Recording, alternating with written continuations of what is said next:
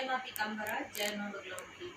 भक्तजनों, अभी साधना के सोपान में जो ये एपिसोड चल रहे हैं, इसमें यम, नियम, प्राणायाम और आसन के बारे में अपन ने एक महत्वपूर्ण जानकारी ली थी और हमारे द्वारा आपको दी गई थी। आशा है आप लोगों को बहुत पसंद आई। यम के संदर्भ में अपन ने बहुत कुछ जानकारी प्राप्त कर ली है। नियम के बारे में भी अपन जान चुके हैं, आसन के बारे में भी बहुत कुछ जान चुके हैं। अब अगला साधना का जो सोपान है वो है आपका प्राणायाम।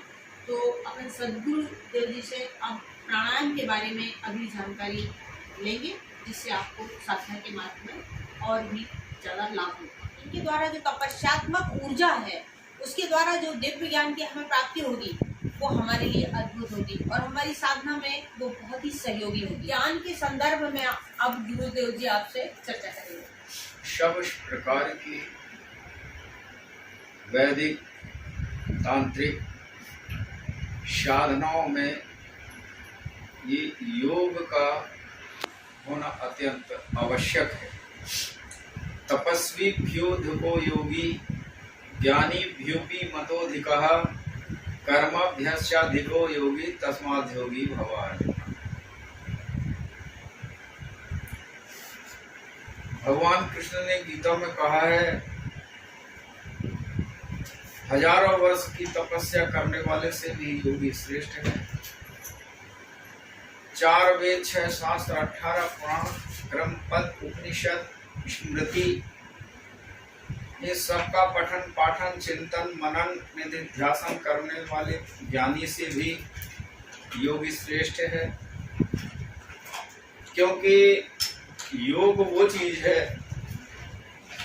कि पुरुष और प्रकृति के ऊपर जो साक्षात ब्रह्म की परिधि होती है, वहां पे ध्यान करते हैं और उनको अपने अंतरात्मा में उतार लेते हैं। तो वो भ्रम की स्थिति वहां पे रहती नहीं है।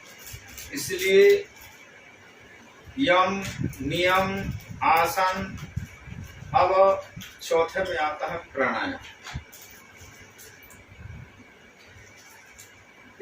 फिर धारणा, ध्यान और समाधि। यम, नियम, आसन, प्राणायाम, प्रत्याहार। प्रत्याहार का भी बड़ा पर्यायवाची शब्द है। ये प्रत्याहार के विषय में आहार, विहार, आचार, विचार और फिर सभ्यता, शिक्षा, दीक्षा, सभ्यता और संस्कार आते हैं। तो इनका सबका निरूपण करने के बाद अपन चौथी परिधि भी पहुंचते हैं, प्राणायाम के। तो प्राणायाम कई प्रकार के हैं, लेकिन साधना में सबसे प्रयुक्त होने वाले 3 ही प्राणायाम, रोचक, पूरक और कुंभक। इनको 3, 2, 5 से प्रारंभ करो तो कोई तकलीफ नहीं होती, क्योंकि अधिक भी कर ली तो रोग उत्पन्न हो सकते हैं और कम कर लिए तो सिद्धि नहीं मिलेगी। इसलिए भगवान ने कहा है कि योग न अधिक खाने वाले का होता है सिद्ध, और न बिल्कुल खाने वाले का होता है, मीडियम आहार विहारस्य। तो जो मध्य स्थिति पे रहता है उसे कई योगी सिद्ध होता है। तो ये 3 प्रकार के प्राणायाम करने से हमारे शरीर में जो 72 करोड़ 72 लाख 72 हजार और 101 नाड़ी मनुष्य के शरीर में है। प्राणायाम करने से ये 72 करोड़ पूरी नाड़ियों का शोधन हो जाता है। जन्म और मरण, ये 2 में ज्यादा घर अपवित्र होते हैं।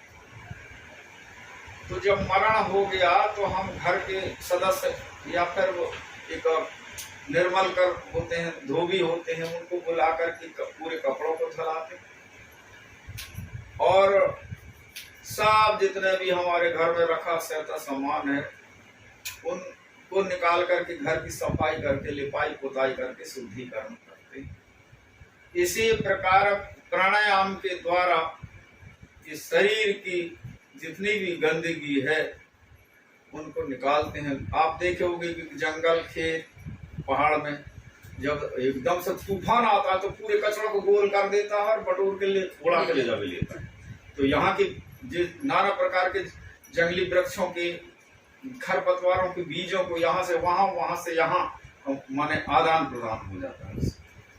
इसी प्रकार जब अपन प्राणायाम करते हैं, ब्रह्म जब प्राणों को अंदर खींचते हैं तो अंदर के जितने भी कचड़े भरे हुए हैं, आपके ये प्राण मुद्रा है, प्राण मुद्रा के साथ में जे आपान मुद्रा लगा दीजिए तो शरीर की और गंदगी पूरी, माने पूरे द्वार खोल गए, समझ लीजिए पूरे द्वार खुल गए।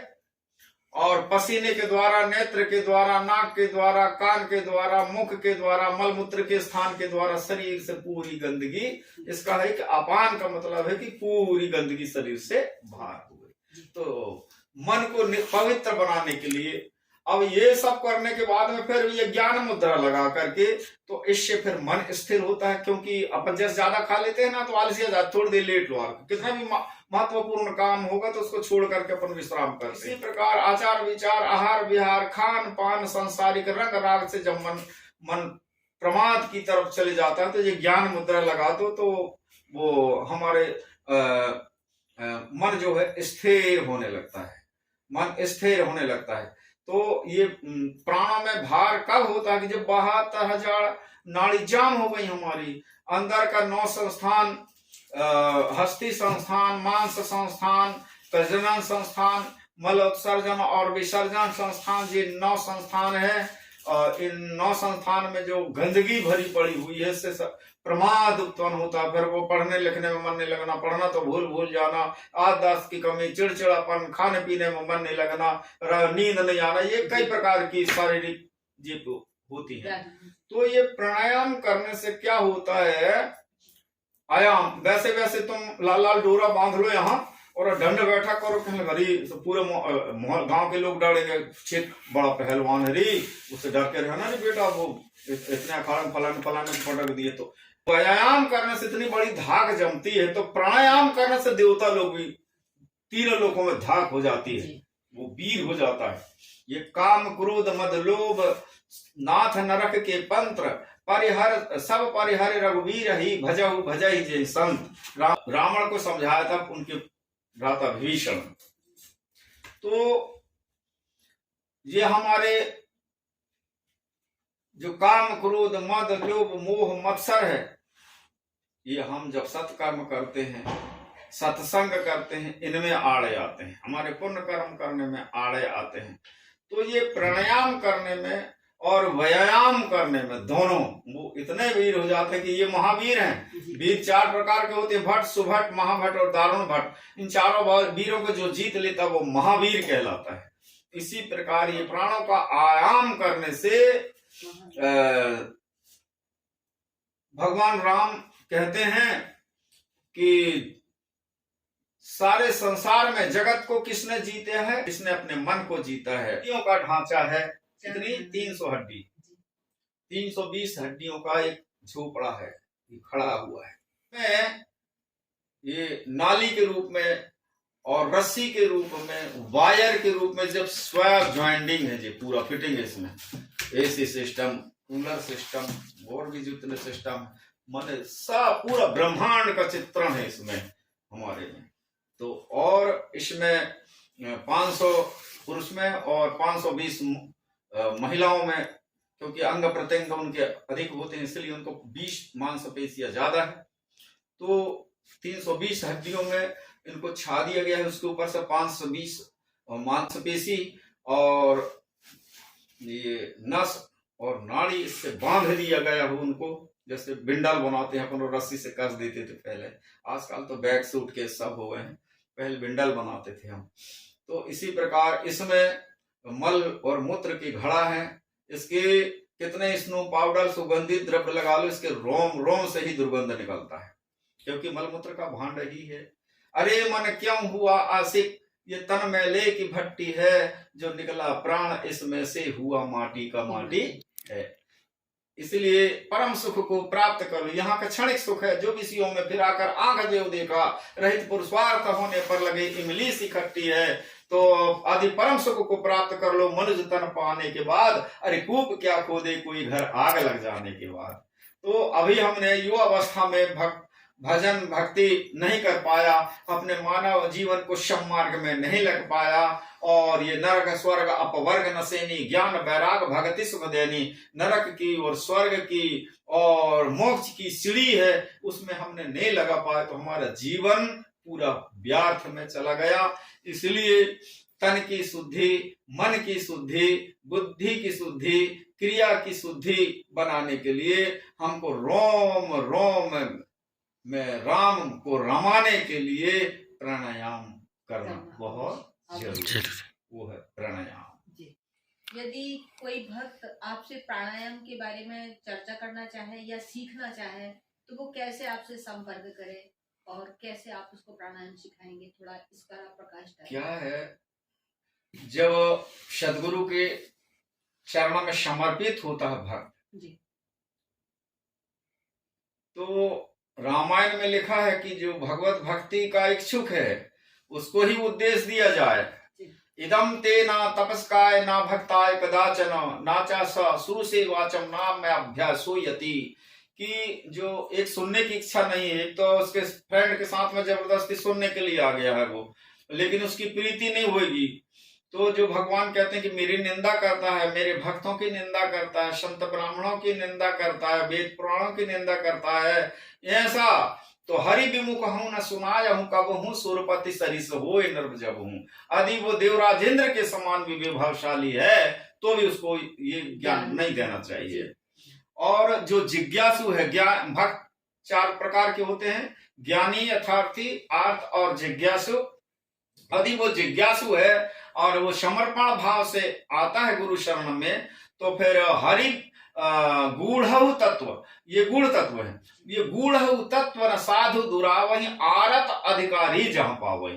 तो अधिकारी बनना चाहता है वो, तो गुरु ये अधिकार मिलता है, तो उनको अष्टांग योग के लिए और 10 महाविद्याओं की साधना के लिए, हनुमान जी भैरव की साधना के लिए ये कृष्ण जी की कथा करते हैं। और अष्टादश पुराण में ये सब अलग अलग इष्टों की महिमा बताई गई है। गणेश पुराण, ब्रह्मविवर्त पुराण, श्रीमद् भागवत पुराण, शिव पुराण, देवी पुराण, वाल्मीकि रामायण पुराण माने वाल्मीकि पुराण। तो 6 शास्त्र झगड़ का खाना और ब्रह्म गति को कोई न जाना। 999 पंथ चल रहे हैं। तो कलिमल ग्रसे धर्म सब, कलयुग में धर्म को ग्रस लिया है। कलयुग ग्रसे धर्म सब लुप्त भय सदग्रंथ और दम्भिन निज मत कल्प कर प्रगट किए बहुपंथ। ढेर सारे पंथ, मारग सोई जा कहूं जो भावा, पंडित सोई जुगाल बजावा, मिथ्यारंभ दम्भ रत जोई, ता कहूं संत कहे सब कोई, जाके नख और जटा विशाला, सोई प्रसिद्ध तापस कलिए काल। जब जिज्ञासा लेकर के जो भक्त आता है तो गूढ़ तत्व न साधु दुरावही, आरत अधिकारी जहां पावही। और यही प्रश्न अर्जुन ने किया था भगवान कृष्ण से, भगवान ये आपको प्राप्त करने के लिए जो दिव्य ज्ञान है, ज्ञान, महाज्ञान और फिर दिव्य ज्ञान, जिनके पास में रिसर्च किया हुआ अनुभव हो, जैसे कहु उमा मैं अनुभव अपना अनुभव, काकभूषण जी ने गरुड़ को अपना अनुभव, भगवान कृष्ण ने कहा कि जो अनुभव को प्राप्त करना है आपको, तो तद विधि पढ़ी पातेन परिप्रश्नेन सेवया उपादेक्ष्यन्ति ते ज्ञानम ज्ञानिनाम तत्वदर्शिनः।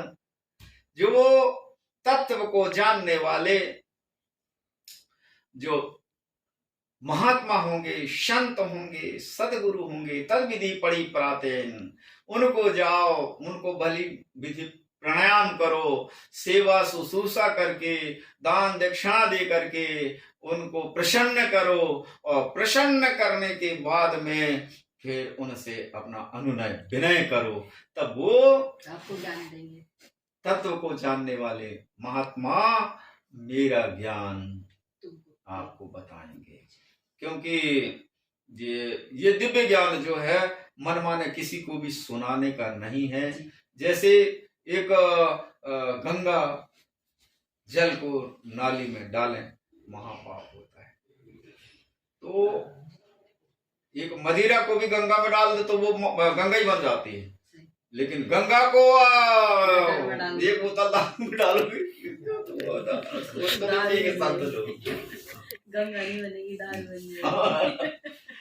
तो इसी प्रकार है, विनम्र भाव से उनको प्रणाम करके पूछोगे तो वो हर ज्ञान बता देंगे, हर साधन संबंधी बता देंगे।